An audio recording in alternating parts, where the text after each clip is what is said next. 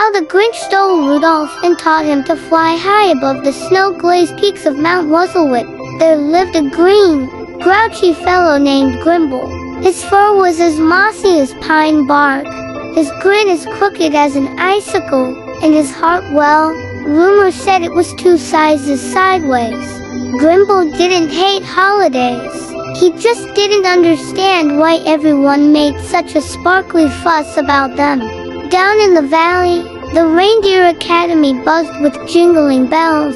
It was flight test week, when young reindeer learned to soar through the clouds.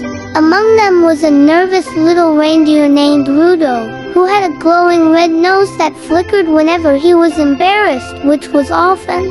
Rudolph dreamed of flying with the holiday sleigh team, but every time he tried to lift off, his hooves tangled and his glow went dim. The other reindeer were kind, but even kind chuckles can sting. One foggy evening, as the academy lights blinked off, Rudolph trudged home alone right past Grimble's cave. The glow of his nose spilled through the cave's icy cracks, waking Grimble from a nap. "Who's shining that blinking berry light at my eyeballs?" Grimble growled, stomping outside. Rudolph froze. Sorry, Mr. Green Sir. I didn't mean to bother you." Grimble squinted. "You look like someone who's lost his sparkle. What's the trouble?" And somehow, between shivers and sniffles, Rudolph explained his flying woes. Grimble scratched his chin, curious. He'd spent years tinkering with gadget sleds, gliders, and strange snow contraptions that never quite worked. "Hey, he said, "flying's just balance, wind, and nerve. Come on, reindeer, I'll show you how it's done." So began the strangest friendship on the mountain. Each morning, Grimble strapped little paper wings onto Rudolph's sides and ran beside him through the snow.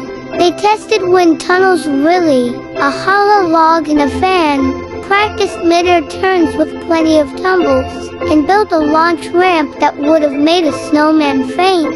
At first, Rudolph failed spectacularly, but Grimble never mocked. "Failure," he'd say, "is just flying that hasn't quite landed yet."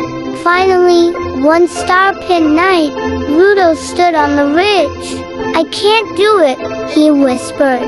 Grimble crossed his furry arms.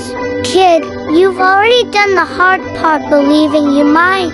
The rest is just sky."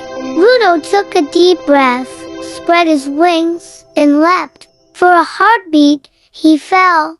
Then he rose, the wind carrying him higher and higher until his red light shimmered across the clouds like a comet's heart. From below, Grimble's grin widened.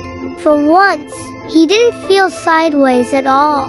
The next morning, when the head reindeer called roll, Rudolph swooped in from above, glowing so brightly that the fog itself seemed to bow. "Where on earth did you learn to fly like that?" asked the astonished instructor. Rudolph just smiled.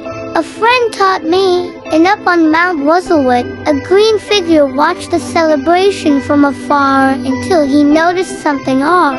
The snow around his cave had melted into the shape of a heart, and this time, it wasn't sideways at all. Moral: sometimes the ones who seem least likely to help us end up giving us wings.